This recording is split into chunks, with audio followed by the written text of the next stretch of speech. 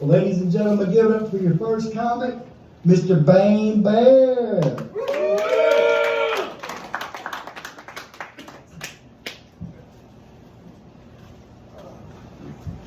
Like it down. You need some help? A little bit. Thank you, sir. I think OSHA would not approve. There should be a handrail coming off the stage for my handicap use. Fuck you! Okay, calm down, Jerry.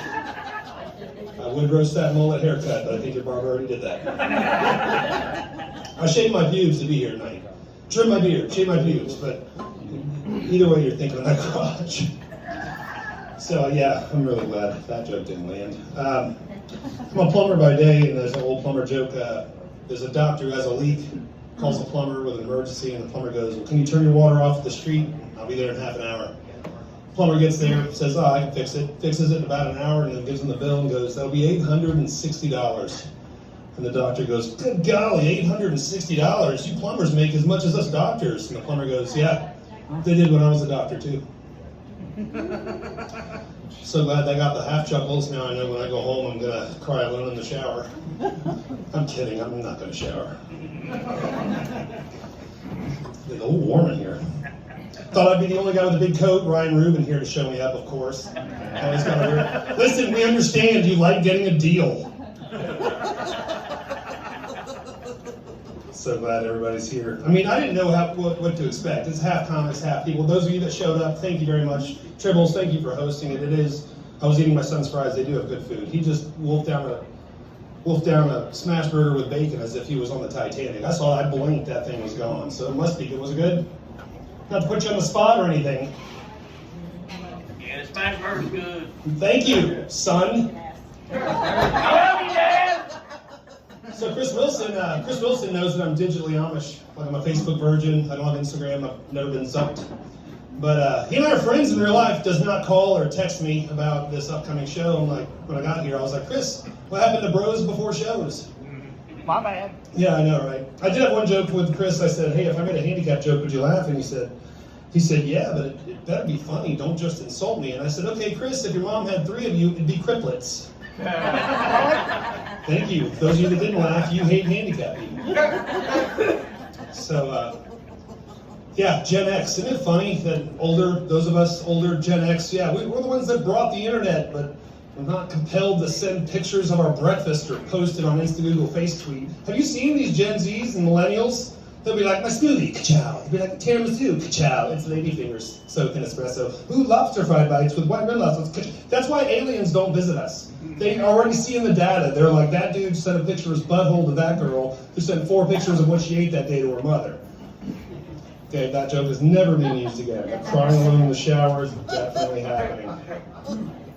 So I did have an idea about a Rick and Morty episode. You know, I think Rick and Morty's pretty funny. Like, Morty! Like, what if they went to a dimension where they didn't have, police dogs, they just had cop cats, where cops are holding the ends like water balloon slingshots, and the third cop's wearing it back, just licking its ears until it's angry. Criminal running, and he watches the cat. Cat takes down the criminal, he rolls over, kills the cat. It's a 2-for-1 for me. Never using that joke again either. All right, good to know it's a testing ground, and I'm your fucking guinea pig. So I do have a friend that's a computer programmer, and he's non-binary, and I said, "Isn't that a little antithetical?" And he said, without batting an eye, he goes, "A bit." And it's really funny is that he works on transmissions on the side. The irony's not lost on me. And because he has to have a physical activity because he's at a computer chair. Hold that, sir. Thanks. So he has to have a physical activity because he's at a computer 12, 14 hours a day. And which is funny, he's 100% competent as a computer programmer, which has made him incontinent as a human being. And the other day we're downtown getting coffee, and he pisses his pants. And I was like, "Look, there's gender fluid everywhere."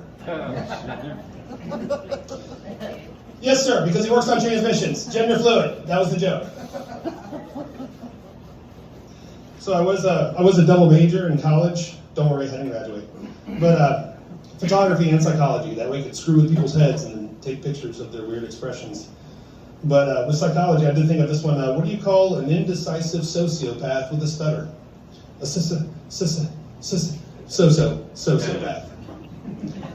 It's somewhat funny, but yeah. Aaron's laughing. That makes me want to cry in the shower alone less. You know, it's one of those things. Yeah, I know. All right. So I have recently also been, you know, as you get older, you know, you try to find a good skin regimen. I found that if you took dead rooster feathers and you rub them on your eyes in the morning when you have your coffee, it allows the crow's feet to fade away. But I've got to stop doing it because I'm getting cockeyed. All right, I'll end with a couple of these. Gandhi, I was thinking, you know, with AI, you can ask for anything. And I was thinking, what if they made a musical, you know, where it was like Mary Poppins crossed with Gandhi, you know, and you know, he was real skinny, he could push through his belly button and touch his spine, he ate 1 grain of rice a day, probably had horrible breath, callous feet, super callous, fragile mystic, guy with halitosis. So glad you like that one. Okay, we're gonna try to end on this one. So there's a scientist who's looking for immortal life in carbon-based life forms, and he gets a government grant, and he finds through experimentation that he can make dolphins immortal by feeding them the brains of baby seagulls. And he's running low on baby seagulls, and this is in California, so he has to go up to Oregon and Washington and get more of them. He's got a science van with coolers, gets all the seagull brains, comes back, and as he's about to come back into California, on the radio it goes, "Shh, this just in, our state zoo has lost its lion. Be on the lookout, it's extremely dangerous, it could be anywhere." And as soon as he crossed into California, the lion jumps out from a bush and he hits the lion, and the police arrested him immediately for crossing the state line with young gulls for immoral purposes. My name is Baneberry. You look me up on YouTube, and if you don't, we'll know you don't like puppies, and we all know only serial killers don't like puppies. Would you like to stall, and I can do a little song and dance while we wait for Chris to get up here in the next 7 minutes? Okay. Give it up to Baneberry. Okay, everybody give it up for your next comment.